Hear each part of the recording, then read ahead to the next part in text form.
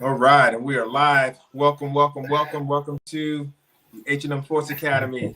My name is Mo. This is Harry. Hello, I'm here hello. during the week, Yeah, coming off of what was a pretty miserable weekend, yeah, to say and the rolling least. into this week. Happy Hump Day, everyone! We're here tonight. We're going to do some exciting previews. We're going to do a little bit of a recap from last week's games.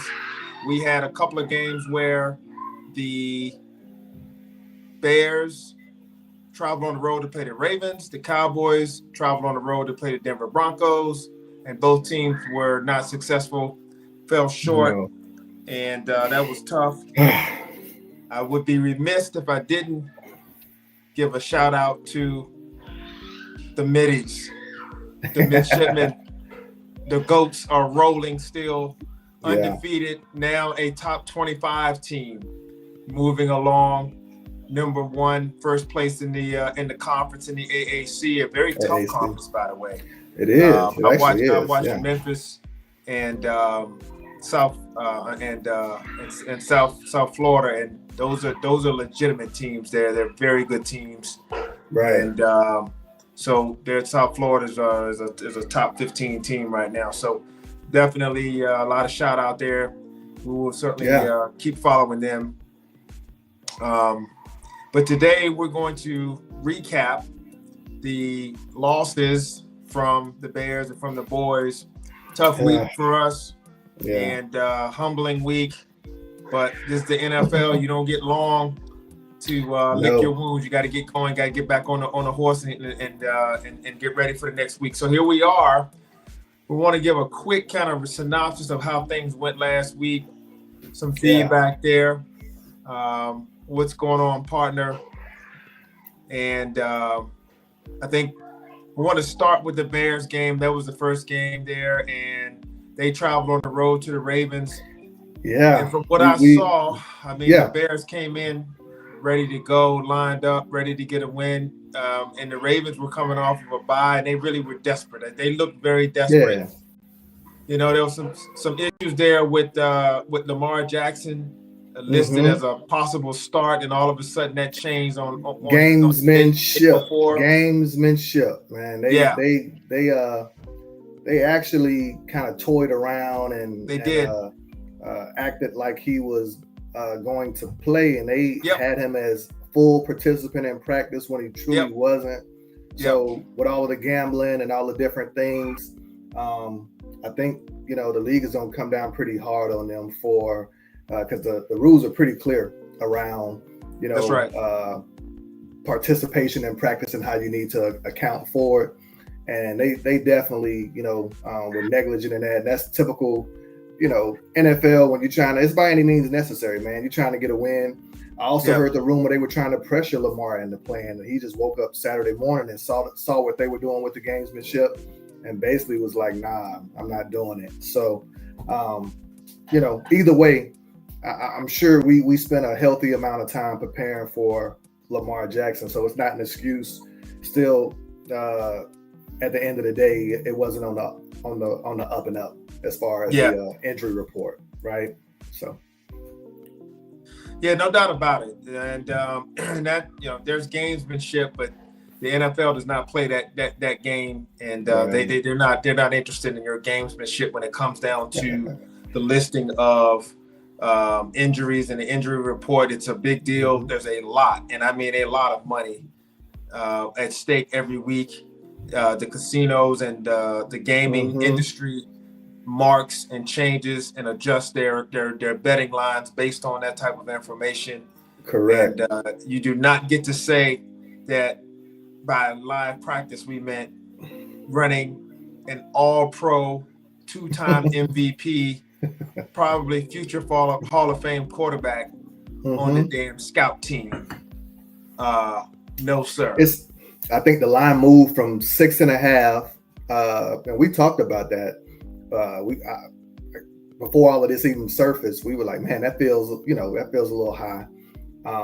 I call this game too, and the reason why I was truly not worried, but was just like, I didn't feel great about it. This is what I call like the NBA schedule loss, right? You got a desperate Ravens team looking to get off the snide. They also smell blood in the water because the division is right there, which is insane, right? Yeah. You look at the NFC North. You look at the some of these other divisions. The NFC East and all of these other divisions are tight. And this is one of the few divisions where they actually withstood or could withstand, 4 straight losses. Yeah. And with a win against us and another win, they're right back in the driver's seat for taking command between Cincinnati, which is reeling. You got the Steelers who laid the egg against the Packers. And, then you got Cleveland. That's not even anything worth talking about, right? So they not only were they desperate, they also see it as like, we can do it. It ain't Mount Everest they're about to go up. They just like, all right, we won a couple of games and we right here, right? Yeah. So 6.5 to 3.5 within the news Saturday morning, the line moved 3 points in favor of the Bears in that way, where they try to get some action. And it was just disappointing. But overall, man, just kind of getting into the game itself. We came in with a lot of momentum off that win.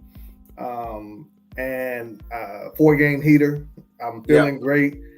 And this is like Wednesday, and all of a sudden I look up and Kyler Gordon Stevenson and Cole Kmet pop up on the injury report is out.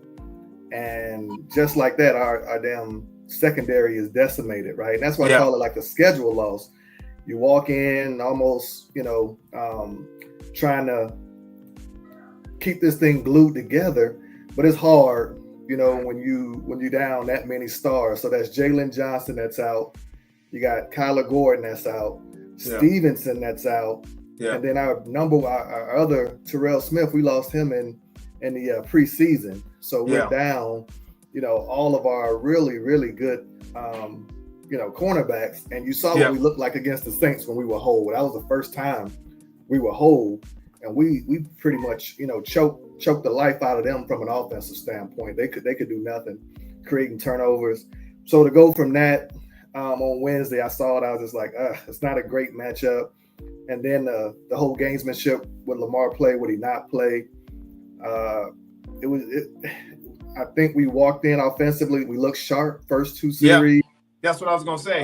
You look good out the gate, but you have done that all year with those scripted plays. We have, and I think, and this is where we lead the NFL in penalties. And I don't want to sound like I'm crying about the penalties, because some of them are self-inflicted and self-induced. And we got down a few times with the false starts, got us behind the chains, and then I think just the overall, like I said, just pre-snap penalties killed us again this week on offense. And personally, my thoughts. This was a game, and we talked about it. I needed the offense to come on out and jump on these guys, right? Because their psyche was a little bit down. And I think if we punched those first 2 drives in, and instead of coming out with 3s, which ultimately felt like wins for them, because we only went up 6-0, when if we jump on them 14-0, they have to change their whole game plan, right? Because they didn't want Huntley throwing the ball.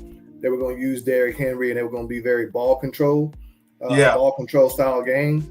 And this was a game where, with the injuries in our secondary, I really, and I talked about, Caleb and Ben having a great day, and they had a great day in between the 20s. Inside the red zone, not so much, and inside the deep red zone, not so much. So, also, our defense kept us in the game, man. And you look up, and this is going to be a quick recap for me, because the game is really, we talk about like what flipped the game, and we're down with our backs against the wall, and it's a 13-16 game, and we got momentum where if we take this ball and at least get 3 out of it, not 16-16 on the road in the fourth quarter with 8 minutes left. And Caleb threw his first, what I call really back-breaking interception that I'd seen in a while, where ran a little play action to Rome, Odunze, a little 15-yard, in route, pretty basic, front side route, receiver ran a post, You got a wide receiver, a running back to the flat. Pretty, standard play to try to get a little bit of breathing room. And he forced one in late to Rome that Wiggins undercut and picked off. And game goes from 13-16, to pretty much 23-13, and with 8 minutes left. And that, shifted the whole dynamic of that game and pretty much put it out of reach, right? Everybody talked about how poorly Caleb played. I went back. I'm glad we're doing this today just because I got a chance to go back and look at some all 22 and really, get the emotion out of that game, because I felt like it was frustrating because offensively we're so close, but we're so far, right? When it comes to being able to put and string positive plays together.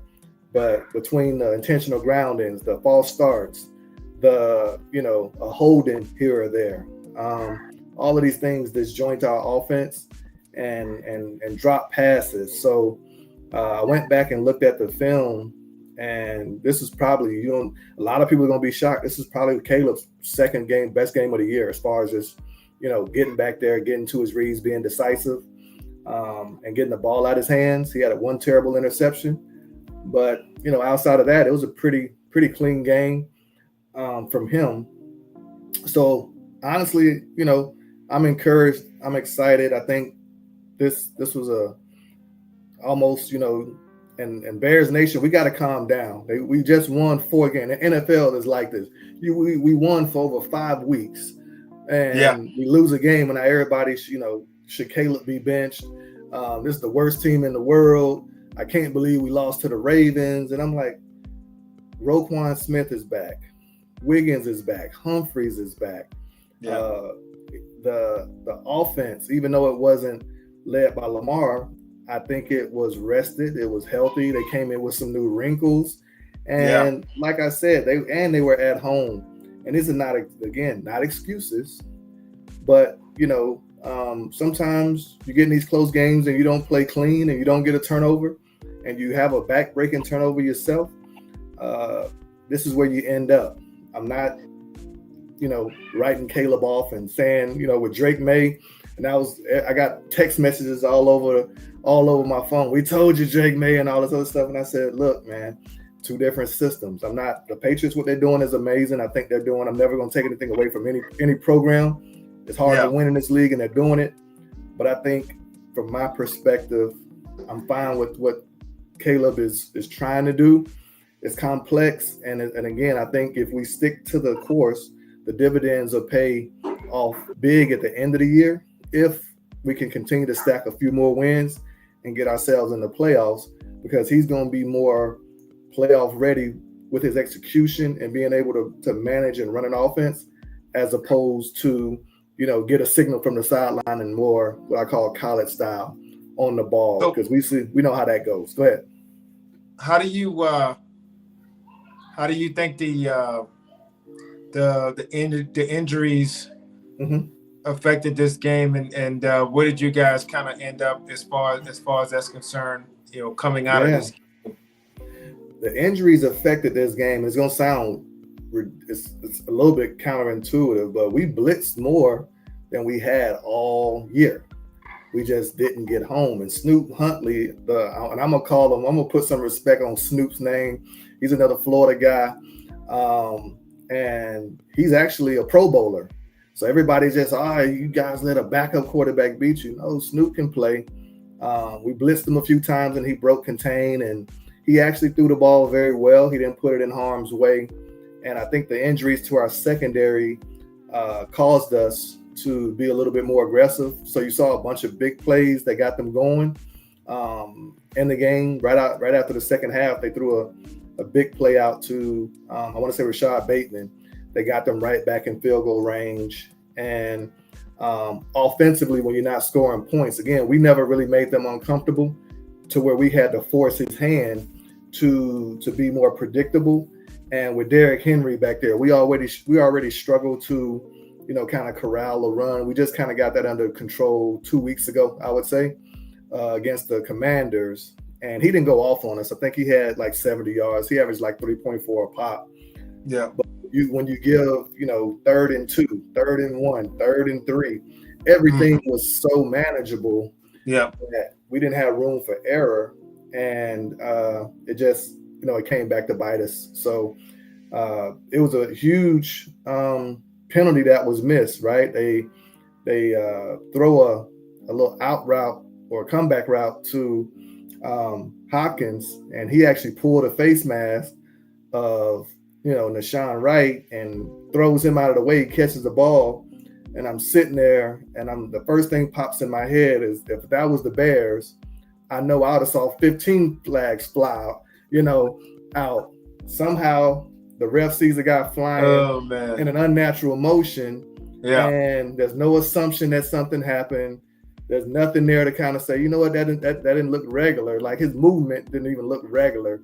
Yeah. And, I'm not crying about it, because you can't put yourself in those situations on the road. There were many opportunities, but again, a referee can't miss that call in that moment, because that hurt us. So I think the injuries caused us to be a lot more risky on defense, and our margin of error was much smaller, because they could remain, and they ran a little bit of that college tricky dicky cat in the hat, all kind of motions, man. And we spent all week preparing for probably a little bit more of a balanced, a little bit more structured offense.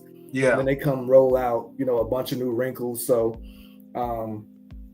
tip your hat, job well done. They showed Todd Monken after the game, and we talk about how funny this thing. Everybody got a gripe, right? Everybody got a chip on their shoulder.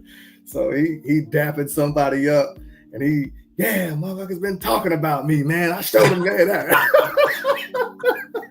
For 4 weeks, everybody got it pent up. So I tip my hat every week, man. Every week, man. It's NFL, man.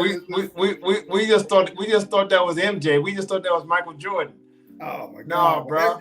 Everybody got a damn bone to pick, man. I see him Todd Monken is this straight. You see him on camera, you see him being interviewed, and he looks like a damn science teacher or something, man. Pants all up, all buttoned up. Man, after the game, they show him the camera's really not around. Somebody just filmed him on the phone. He dapped, don't believe in me, man. He done gave us his whole playbook, man. He done threw the playbook every week, man. They looking for something, man. They looking for something. Everybody coming through the tunnel, man. Hey, man, he came through, man. He emptying both clips, man. Clips dropping, man. Nothing left in the barrel, man. Golly, Todd. So I tip my hat to the Ravens. Well, and look, like you said, the desperation of them, needing to win so badly, I mean, they're basically their life of their season was on the line there, in the 2025 season, because the division is not, killing it right now, so it keeps them alive.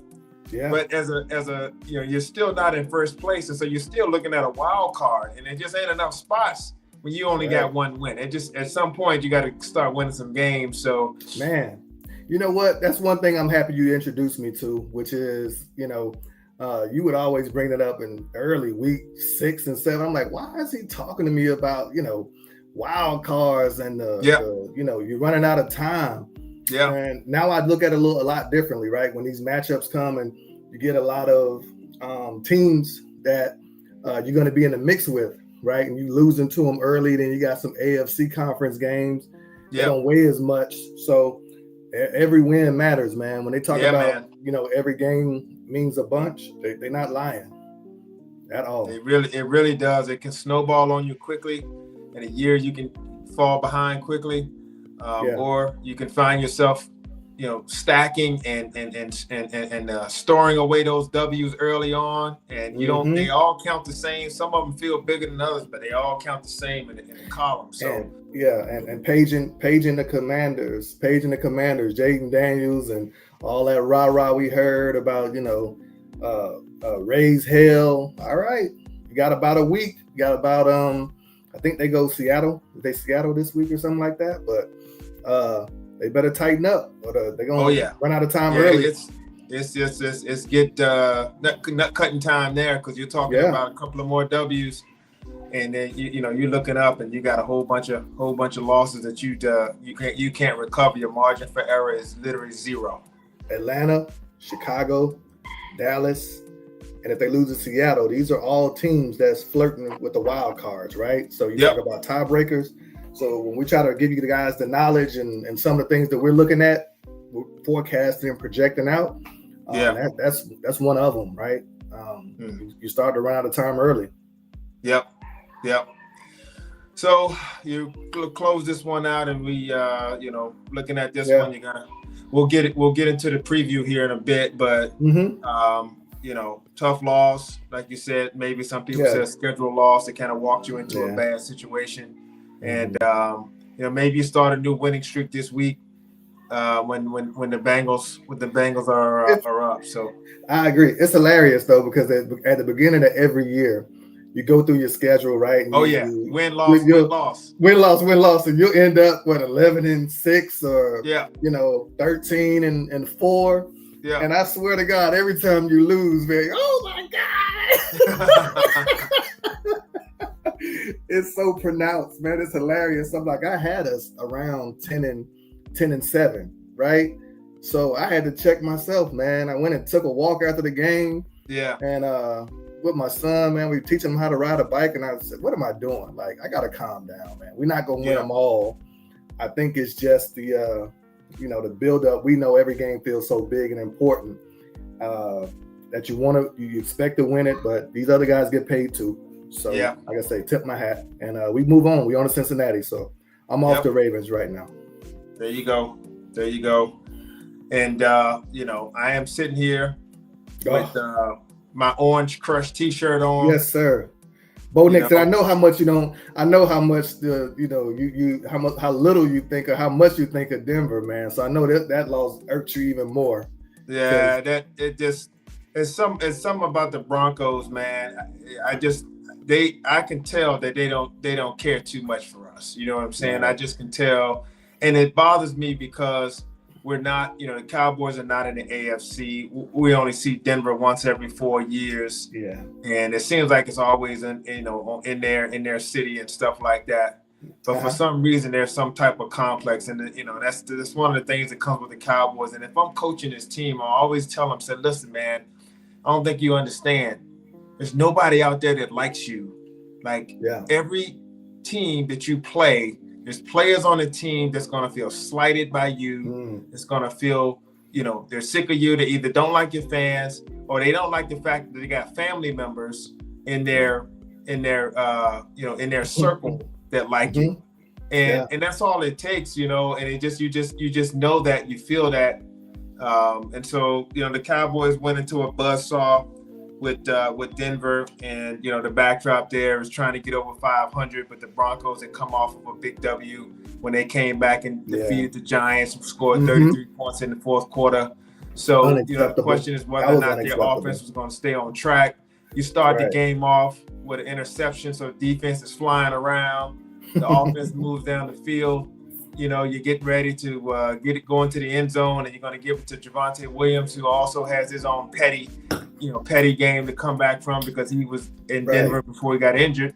His Rico Dowdle moment, man. That's his Rico Dowdle moment, right?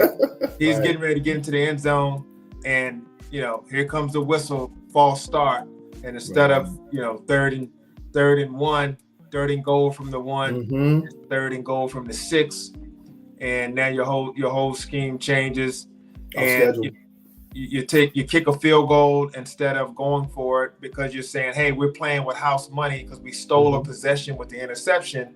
And at that point, you don't think the defense is going get in a vehicle and ride out of town and go to lunch somewhere and never show back up. The fight loses, man. Hey, you're right. Yes, I'll let you continue. Go ahead. I'm sorry. Go ahead. No. That's the backdrop of that game. You come off thinking, okay, defense gets a stop. You're off and running. But that false start penalty was ominous. It was a foreshadowing of the way the game was going to go the rest of the game. Lots of pre-snap penalties, and those are the sucky ones because they're not in combat. They're not in the field of play there prior to the ball snap. So you didn't even, those were mental mistakes. And so there was a bunch of them. I mean, right after that, the Cowboys had a chance to get off the field, and they get off the field after you stop them and kick a field goal. Now you get a chance to get off the field, and instead you jump off, you line up offsides. Yeah. You line up offsides, and now you give them a second chance at 3rd and 2, and they complete it and go down and score a touchdown. And instead of stopping them, you do it. And so that's kind of how the game went. The backdrop outside of that was just injuries. The secondary is depleted. They just don't have any horses back there right now. Yeah, I don't know who 25 is, but he needs that guy needs to go, man. Yeah, I don't know who he is. He's a young player, rookie. When you got guys back there in your secondary that are rookies and 7th round picks and undrafted free agent types, it's found it's tough. Right. It's very difficult. And I give Denver credit because Sean Payton said, guess what, guys? There's a duck back there in the secondary, and we're just going to keep attacking that person. We don't need to do anything else but keep going at this person.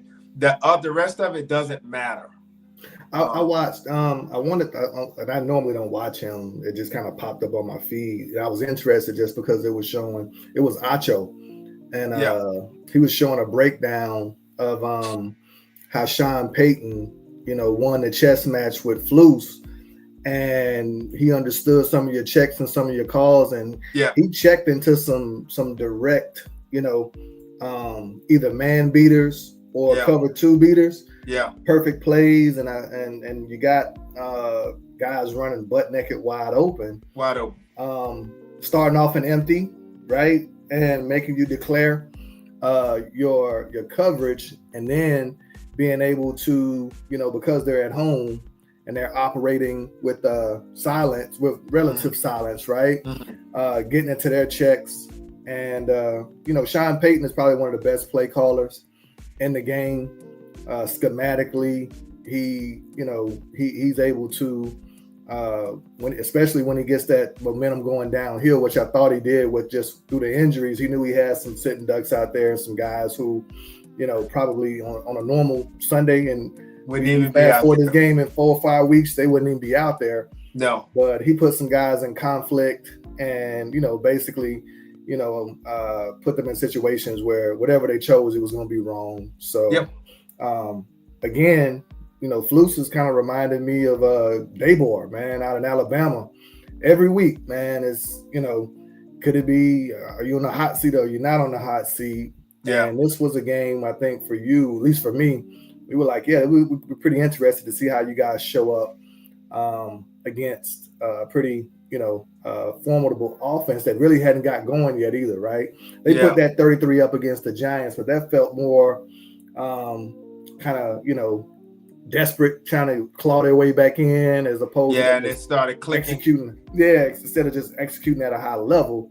Yeah. So it was a little bit disappointing. I'm sure disappointing for you to see not only the injuries, but not being able to. It was another game where you saw another quarterback have a really great day against you guys. So that's a little bit worrisome, I'm sure. Well, and the thing is I couldn't even put this one on Flus. If you looked at the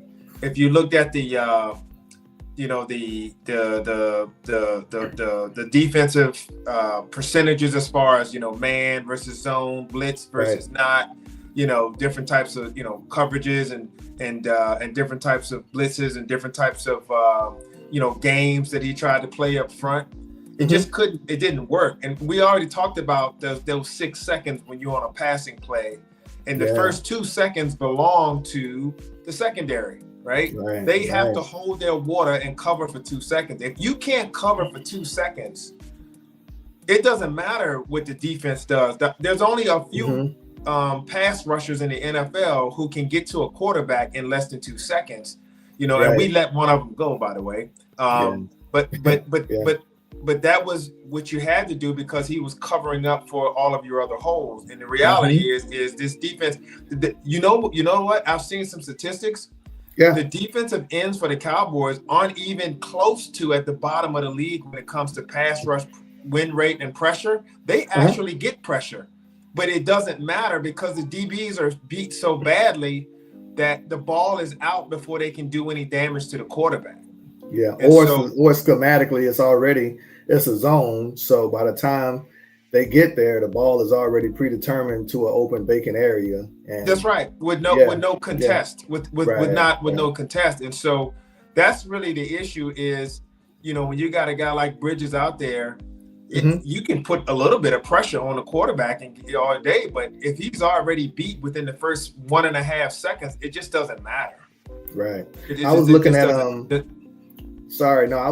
and I agree. It doesn't matter who's out there. But I'm looking at Dak versus Bo Nix, right? So talk to me a little bit. It seemed like Dak came down a little bit to earth, and it might have just been, the game got away from you. So he didn't have a whole bunch of it. He had 31 attempts, 19 to 31, 188 yards, average 6.1 a pass, and then had 2 interceptions. So you think offensively, these guys just got out of rhythm a little bit with the defense giving up so much. I think you guys go down, what's that, 27-10 at half, right? So yeah, I got to whack a little bit.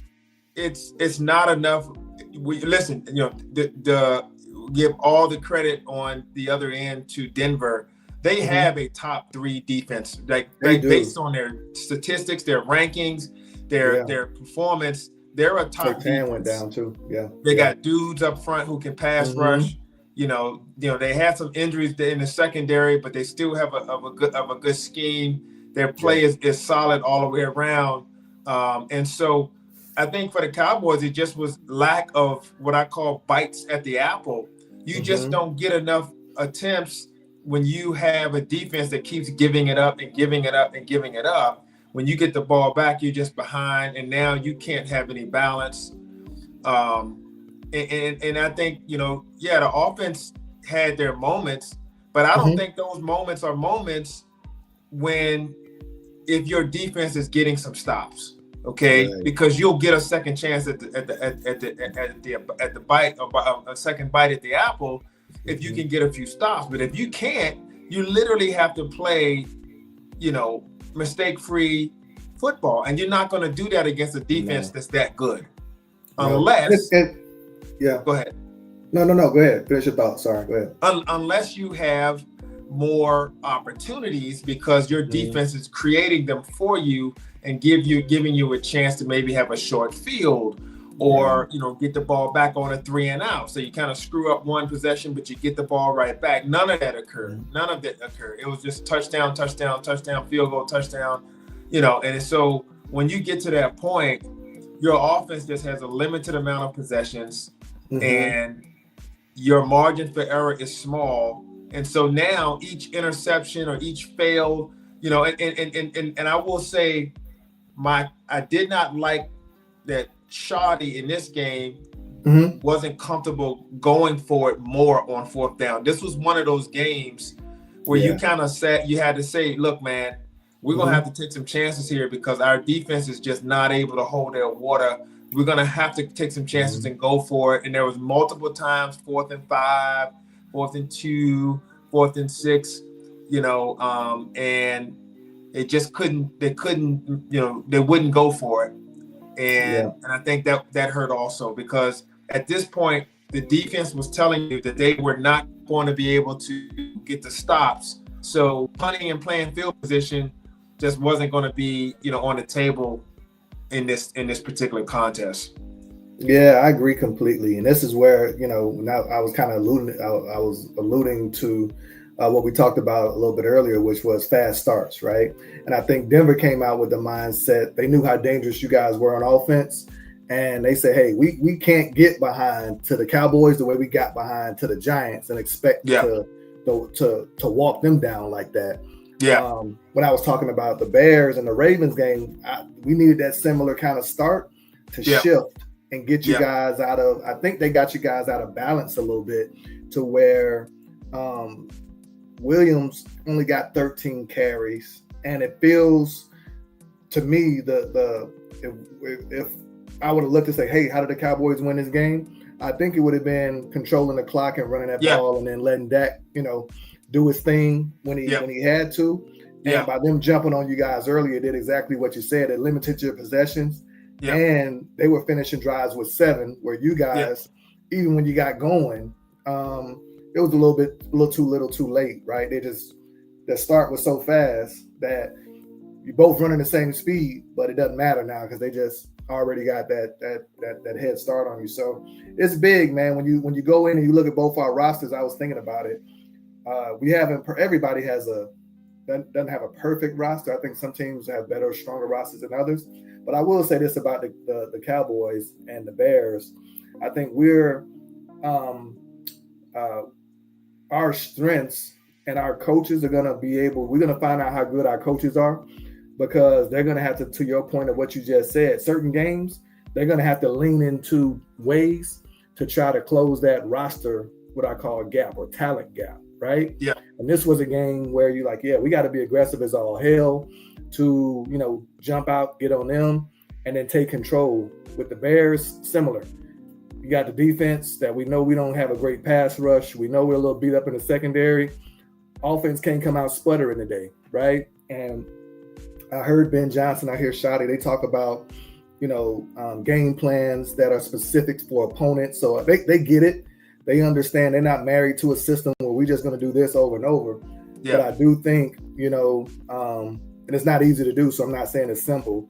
There's certain times where you go in and these short weeks and the injuries and just the matchups where they're going to have to do some, what I call higher level coaching with their schematics to say, this is a game where if it's anything 4th and 3 or less, we're going, right? Yeah. Because we can't get the ball back to them, not because we got a terrible defense. They just have more, talent, and their defense is much stronger, and it's going to take us a little bit more opportunities to probably score as much. It's like NBA. They knocking down a 3, you making 2s.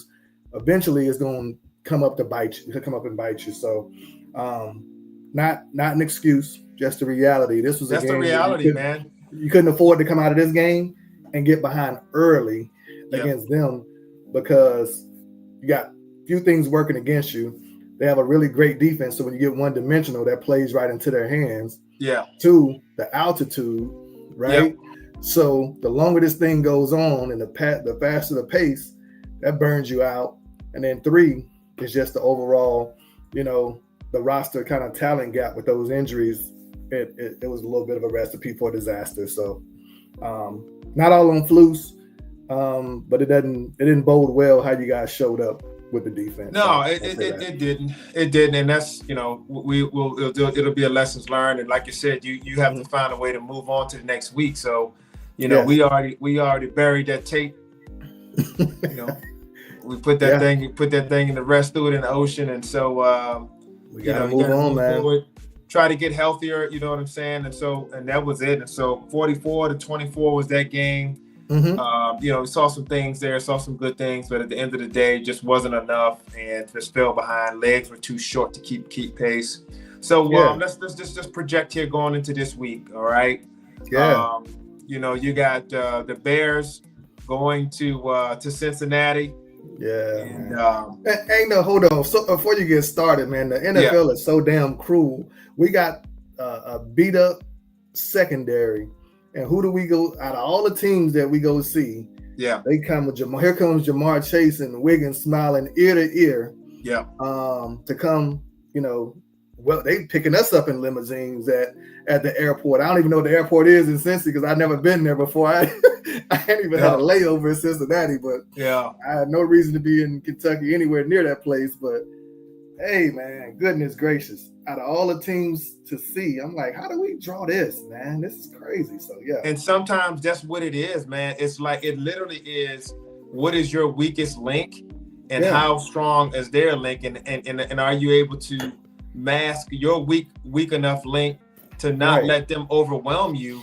And then are they smart enough? Because I don't think the Bears or the Cowboys this week did a good enough job of finding who the duck was for the other team and exploiting them and just doing it until you can't get enough. Like that one, there were guys in the secondary for Denver who were vulnerable, and I don't think the Cowboys attacked that enough. And that's I think sometimes that that's the dude only name thing you what was can it? do. Yeah, that dude was it Ross leads the league in pass interference. Yeah. Had you guys been able to kind of lean into that, I forget. I And don't this even know should his name never was stop Ross. until Yeah, he relents and stuff. So, this week we're gonna see with the backdrop. I tell you what, man, the Bengals put up mad points against the Jets, and I can't they did. believe the 38, 30 fighting points. Justin Fields came in and pulled that one off. I mean, my gosh, Speaking they of, ought to be. The Jets weren't going to go 0-16, 0-17, but goodness gracious, that's a man, bad loss. the NFL is so pressure packed, man. Justin Fields, I think this is about his 6th time giving his life over to Christ, right? So I saw an interview. He talking about this is before the game, all that pressure on him, and yeah, I'm not watching TV. I'm turning off all the TVs, man. I'm really, I'm stuck in my faith and turning my life. I've been baptized for the 5th time in 3 years, and I'm happy to see QB1 always hold a special place in my heart. Bass, if you're watching, the Jets finally got one, and Aaron Glenn, I'm hoping he's not on a short leash, but yeah, this again, the Bears game going on. This game pops up. I want to say they were down double digits, and I'm like, how? And I got a text message from Bass, and he's like, yeah, Jets set me up to break my heart because they go ahead with like a minute or something left. They leave a nice chunk of change for Flacco to get down there, and they actually bowled their backs, man. So again, any given Sunday, I don't know if it's sustainable. It's probably not, but again, you got Justin Fields, who a week ago, his owner is at some event talking, extra, greasy about him. And that's probably why this organization is struggling so bad, because he's such a terrible owner. So I was happy, and all jokes aside, I was happy to see Justin, put a win up. But you're right, it was shocking, right? Because I'm surprised that they were even near being competitive with Cincinnati with all that firepower they have on offense. So what's the what do you look at with this game? Cincinnati, Chicago. I think Chicago's traveling to Cincy. You got Cincy coming off a loss. Both teams trying to steady themselves and stay in the fight here. Is it as simple as, can the Bears defense hold this high-powered Cincinnati Bengals offense under wraps, or is it the other way around? Because I mean, look, nobody gives it up like the Bengals, man. They're pretty rough over there on the other end on defense as well. So this is a chance where Caleb can really exploit them. If you're thinking about it, could be just a high-scoring game. No, you hit the nail on the head. That's really what I'm expecting, right? Offensively, and I was talking to my wife and my son about it, and I said at some point during this season, there has to be a level of ownership and accountability with the offense, right? There can only be so much we're learning. There can only be so much, we'll get it right. And the Bengals defense ranks, I want to say, bottom 5 in the league as far as their performance. And we have, enough talent to go out there. The Jets, and you can't compare it that way. So I won't do that because I don't know if that's truly fair. But we have enough talent to go out there and not stall out and not put on what I think to be as a positive performance. There's certain teams, there's certain weaknesses. We all talk about advantages from week to week. And this is an advantage for us where we should go in and be able to put some points up against these guys. Defensively, Flacco got a banged up shoulder, so they're talking about he might not play. The downside of us playing the Ravens, if we play them a week earlier, we get Cooper Rush, who's a little bit more mobile, who doesn't exploit our lack of pass rush as much. Yeah, he's mobile. He's still, I think, a high level backup. However, to your point, the chess match and the schematics would have kind of leaned in our way, and those DBs being down wouldn't have hurt us as much, because we would have had a little bit more traditional offense to defend. And Snoop, Huntley came with a little bit more, like I said, a college style, and kind of forced our hand a little bit to where he got a bunch of yards with his feet. and made us play in a style that we didn't want to play, Flacco will be right there, and good, bad, and different. We know exactly where he's going to be in that pocket. So Montez Sweat, I don't know your name, Montez, your middle name, and Dayal, whatever this dude's name is, we got to start getting some damn pressure from our defensive ends. We got to get some guys getting some pressure. We spent a lot of money on this defensive line, and we have not gotten the results the way we should. And this is a game where we should be able to do that. I watched this Bengals offensive line, and they got Joe Burrow is probably still in the hospital somewhere, trying to heal up. He probably down there in Germany getting all kind of platelet rejuvenations to try to get his turf toe healed. Yeah, again, this roster is a roster where you should be able to go out and have some success offensively and defensively. Yeah. And I call it what do we call this game? A get back on track, get right game. Yeah. We should be able to get back on track. Again, Chase and Wiggins, two very formidable wide receivers. Of course. But at the running back position, they got Brown. They haven't been really running the ball great. And Flacco, he said it himself, man. He's like, look, I ain't going to be the guy in Cincinnati who, goes down not throwing the ball to Jamar Chase and Wiggins. So I'm slinging it. So the defense will have some opportunities. You might not get 4 turnovers, but we should have some plays on the ball to where we can, potentially get a turnover here or there. And, I'm expecting a high scoring game.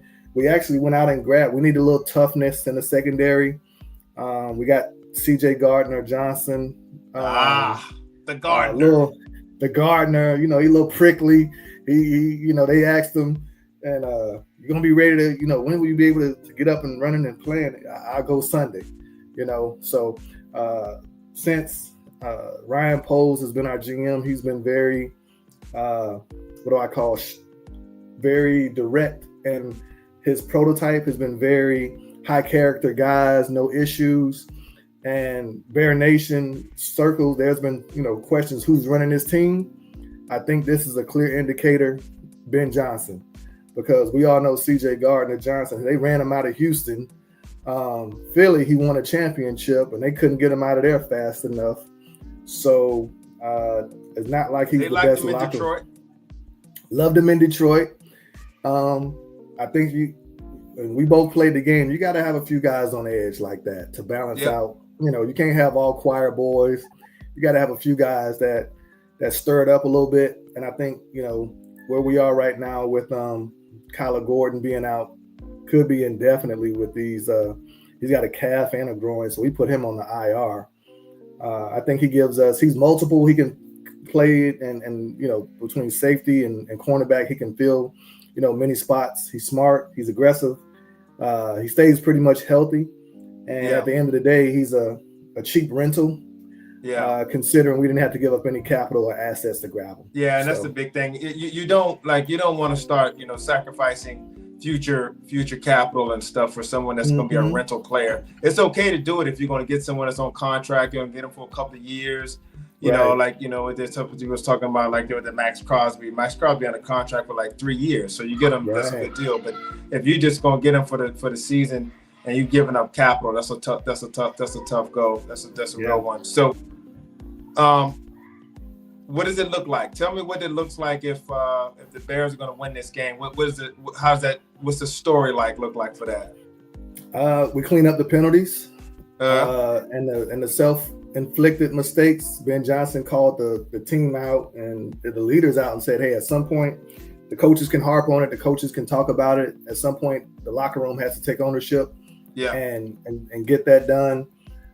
He called out Sweat and Dayal, our defensive ends, and he also called out Caleb, and said he has to play a little bit more aggressive and be a little bit more efficient and get the ball in the end zone. So I'm also looking at him too. I think we've been a little bit passive in the red zone, and that was one thing in that Ravens game. I'm like, I didn't feel like we were really attacking them when we got into the red zone.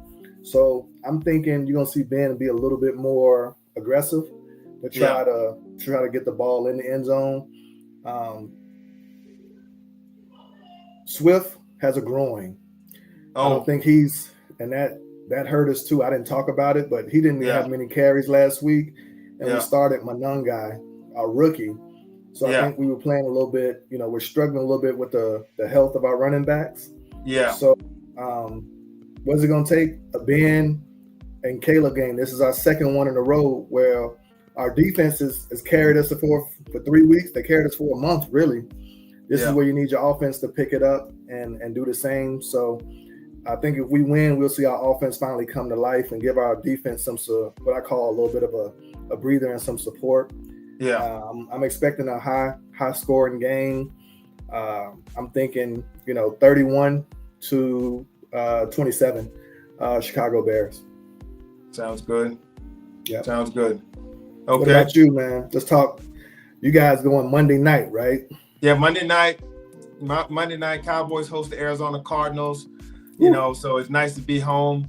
Only problem with that is Kyler Murray ain't lost in the state of Texas in his entire damn life. So I don't know. Is he back? Yeah, I think he's supposed to be coming back. I think so. Okay. But I look like it up now. Go ahead. Yeah. I like their backup. He's also very solid. But it's a totally different matchup. So this is another game where, we're talking about the mind games and stuff. You really need to know whether or not you're going to be going with Kyler Murray, in the position, or you're going to be going with your backup QB man, who's been in the league for a while. So, this is game where Gannon, who's the defensive officer. I mean, he's a head coach, but he's a defensive coach, and he's got a very, very solid defense over there with some players over there that play well. And so, Buda Baker's kind of the leader there and the team captain and stuff like that. So, they got some dudes. So it's kind of strength on strength again. I wouldn't say Arizona's defense is as good as Denver's, but they're very they're solid. Man. Yeah, they played the Packers pretty tough. Yeah. And maybe again. They lost all their games by touchdown or field goal, real close games. They're in there, and that's what happens when you have a good defense. It's hard to run away from a team that has a good defense and just put them away. Yeah. So they're hanging there and they fight. And so the question is, once again, the Cowboys get a little bit healthier this week on defense and start getting a few people back. Probably going to see Carson back this week, getting back into the fold. You're gonna probably see Donovan Wilson back. You're probably gonna see Wanye Thomas back at safety and stuff. So you're gonna get a little bit healthier there. And Claiborne, Sanborn should be back as far as at linebacker. I don't know if he's gonna start, but he'll be at least in there. And so you get some reinforcements coming. And when it's all said and done, you got to not let Kyler Murray beat you outside the pocket. You got to play him and maybe spy on him. I don't know. But you want to keep him contained. They're okay with the running game, but Connor's been out. He broke his leg early in the season. But he's been out, so that's hurt their running game. And, I still say, but, the offense needs to be lights out. Cooper Beebe, the center, comes back. That's one of the things with the Cowboys. You need to be able to, that triangle in the middle with center, guard. That's the strength of our offensive line. And those guys can get some serious push up front. I think it's time to start to impose your will with that. Get Javonte Williams back rolling. And then, Jaden Blue looked like he had a little bit more juice this week. So he had a couple of good runs. He did. Yeah. So they Arizona, Kyler Murray is going to play. They're coming off a bye. So you guys got to be on high alert, right? You got them. Yeah. I think he's going to. I don't think a little bit healthier. Brissett's going to start this week. I think it's going to be Kyler Murray. Yeah, no, they're saying I just read it. They said Kyler Murray is returning. McBride on offense he's hell, man. He's really good. You know what's funny though? What's that? Jacoby Brissett loves McBride. Kyler doesn't hit him as much, and I don't know if it's because with the size disadvantage, hitting him over the middle and passing into the teeth of the defense is harder for him. You know, a lot of times he's flushed out the pocket, so he's looking on the edges and stuff like that. Yeah. But Yeah. Jacoby Brissett loved McBride. McBride is really good, though. It's interesting, man, because and not to get too deep into this thing, but we talk about all the different tentacles and how they spread throughout the NFL. But he was underneath in that Patriots offense for a long time, right? And got a chance to really see the value of leaning into a talented tight end, because they offer more mismatches for you and easier, quicker reads, right? Yeah. And at one point, you saw the Patriots deploy with Hernandez and Gronkowski, and they took the league down by storm, man. Just running, 11 and 12 personnel. 12 look. Yeah, 12 look. And I think, you're right.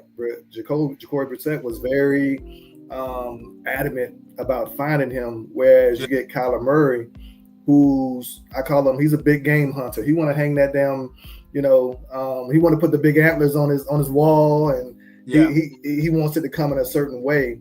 And he's also, I don't know how he does it, man. He's a very small guy. He can spin it. He's a world class. He got a strong arm, man. Oh yeah, that's what I'm saying. He's a world class athlete. So it's kind of similar in a sense where you're gonna have to find them, right? And even when you find them, now you got to catch them, and so you're gonna have to be disciplined within your defense. So the buys allowed them to get a little bit healthier. They come off some tough losses too, right? Remember the Tennessee loss was brutal. But the head coach actually put his hands on the running back. He dropped the ball. Got fired, remember?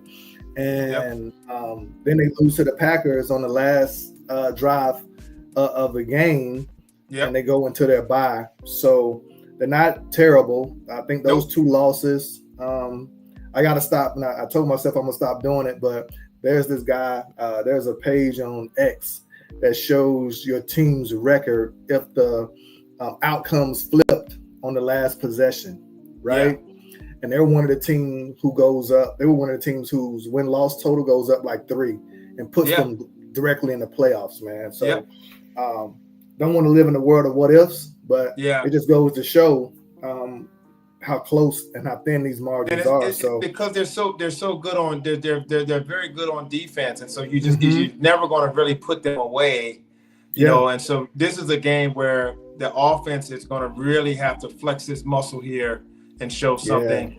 For the Cowboys, if the Cowboys are going to win this game, it's going to look like a situation where they're able to establish the run game and control this game.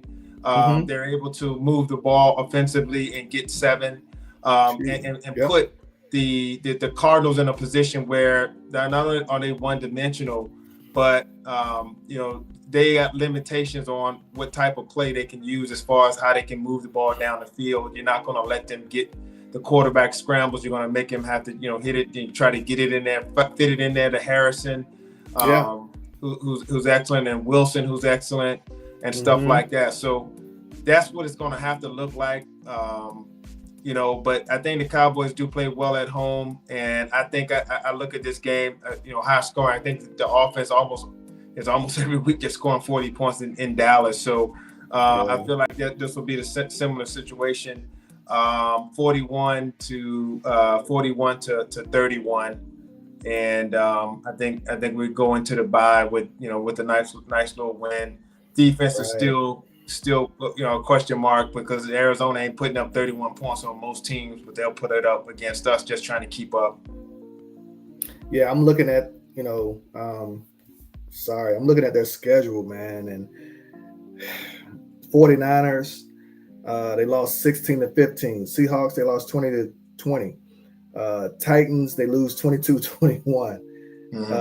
Colts, 31-27. And Packers 27-23. So not trying to scare you, just, got to be on alert.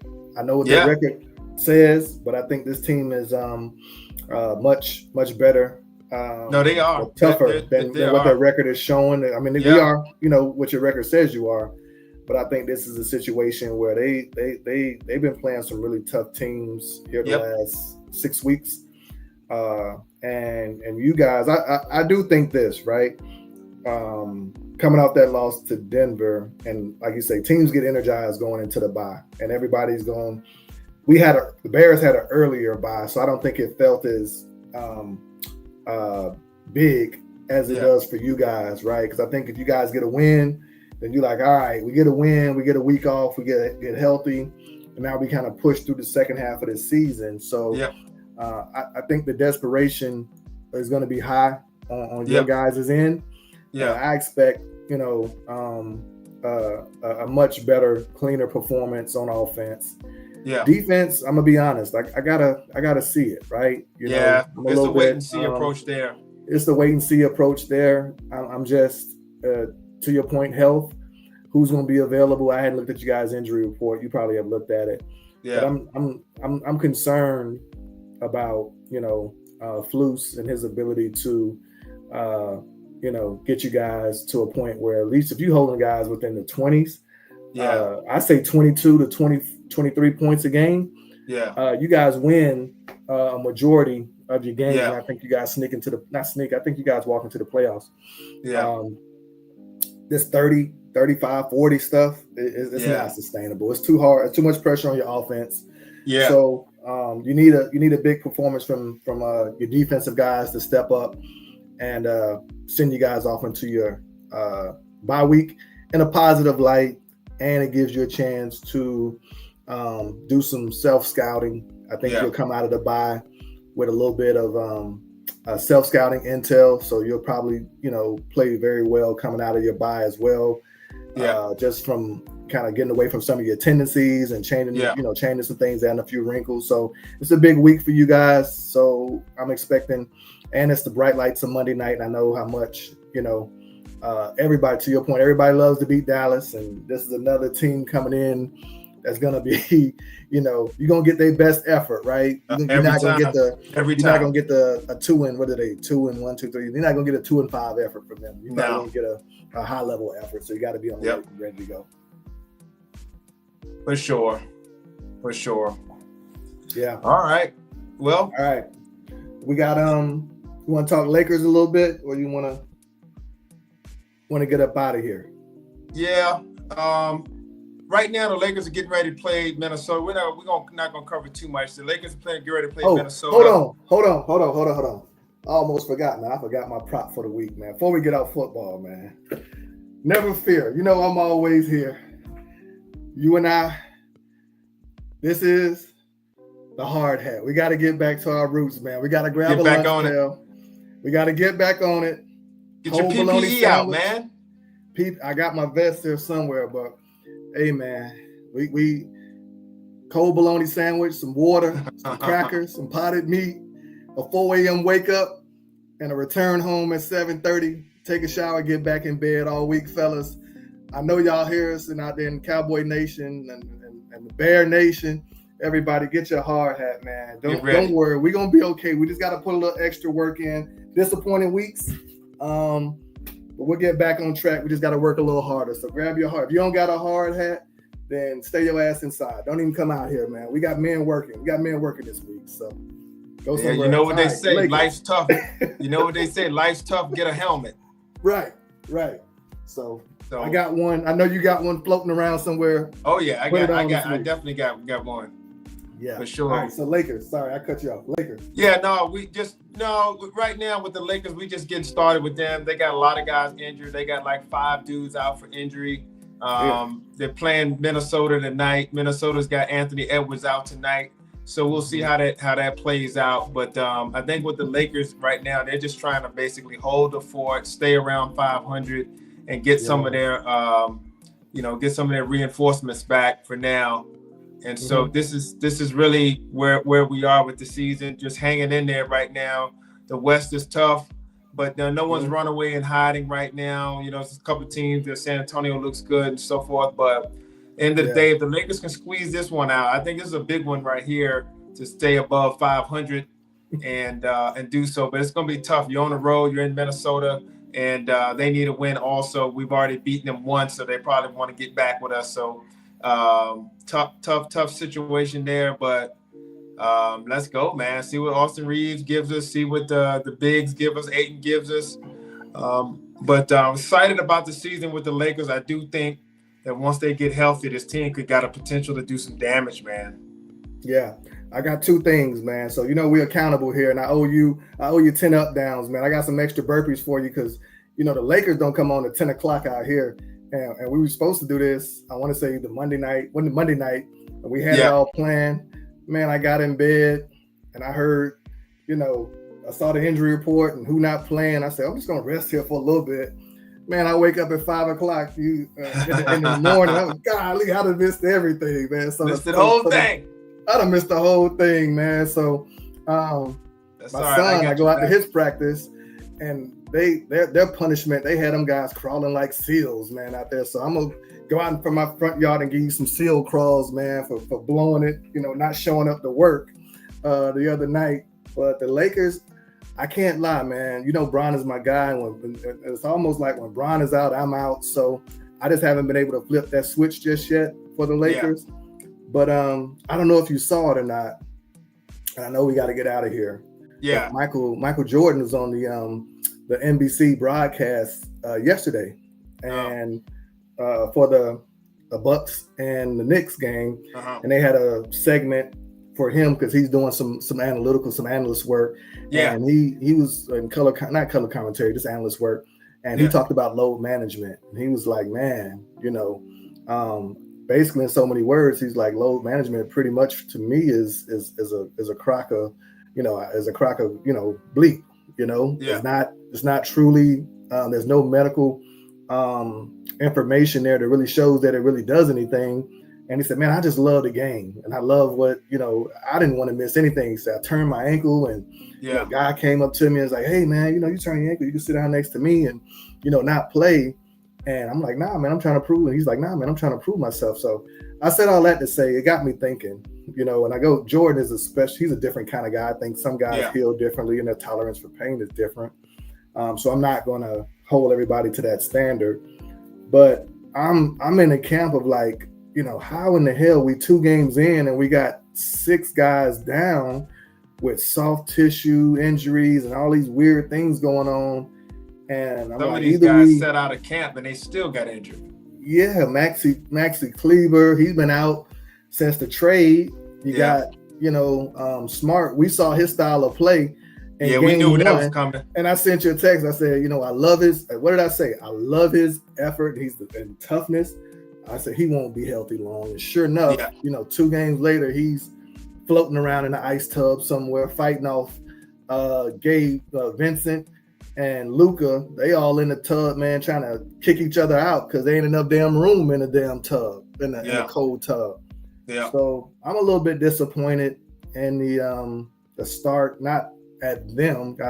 Nobody wants to get hurt, but a part of me is just like, I said it from the beginning, something's off with this Lakers team. I don't know if they looking at this almost like a gap year with this whole LeBron situation, but we're 4 games in and we're missing half our team with injury. And I'm like, 3 of these guys could probably go, right? And I think, I'm not going to out you in that way, but you're like, hey, man, you think Luka really hurting that way? And I'm like, it's tough to say. If it's a playoff game, I'm sure he goes. At the time, I thought it was a little finger jam, and who knows what they got going on. Sometimes they get a little, cryptic with these reports. But the Lakers staff, man, for the last 3 years have always, whether it's been Vanderbilt, I don't know what they just. Jack, always somebody beat up. Always somebody beat up, and hell, we haven't even seen our rookie from Indiana. Was it Therio, whatever his name is? Yeah. He's been out since summer league, since he got drafted. And we told it was a minor knee injury. So I say all that to say, we're so early in the season, and maybe I'm just PTSD'd out with the injuries with the Bears and Cowboys and all the stuff that we're talking about. It just sucks, man, because normally the season and the beginning of the NBA season, hope springs eternal. You just like, everybody's healthy, you're feeling good. You really don't hit this type of lull with your injuries until maybe, a couple of months in or right before All-Star break where you start to slow down. And I'm like, geesh, man, we're at a point now where between Bron ramping back up, Luka ramping back up, Yeah. I think Smart will be back and get back going. Jackson, him getting back in rhythm. You look at trying to get all these moving pieces, and I'm looking at the West, and what did we say? Who's going to jump out? Golden State. What are they? 4-1. San Antonio 5-0, and then you got OKC. Doing exactly what they're supposed to be doing. And in the back of my mind, I'm like, these guys took the offseason seriously, and we didn't. To the point where, maybe this is just the stress of their bodies not being ready to ramp up to play NBA high-level competition, right?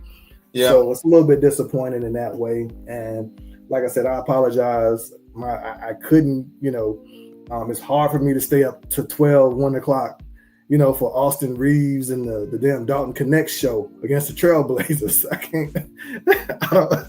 Well, no Luka, no Bron. And that's the dog days right now. You know what I mean? Yeah. They come at you quick. So, I'm fortunate out here. I'm on another time zone, so I can see the game a little bit sooner. So I'll catch a little bit of this game right here. We're gonna wrap up today, and then we'll recap and talk about the Lakers and see where they are after this weekend and see where things stand. So, good stuff, man. As always, it's been a great show, and we got some exciting games coming up this weekend. Once again, we'll be back to discuss all of them. Get right game. Put my hard hat back on, man. Let's go. Let's go. I'm ready. Let's go. I'm ready. I'll talk to you. We'll get ready to go, but I got my stuff on them. So yeah, I'm ready. Well, for Harry, this is Mo. We're the H&M Sports Academy. Please remember to like, share, and subscribe if you like this particular content. We will be continuing to grow with this YouTube channel on Facebook. We're on all major platforms. So I certainly look forward to enjoying and seeing you all. And thanks again for all your support. And we continue to grow. And we are out.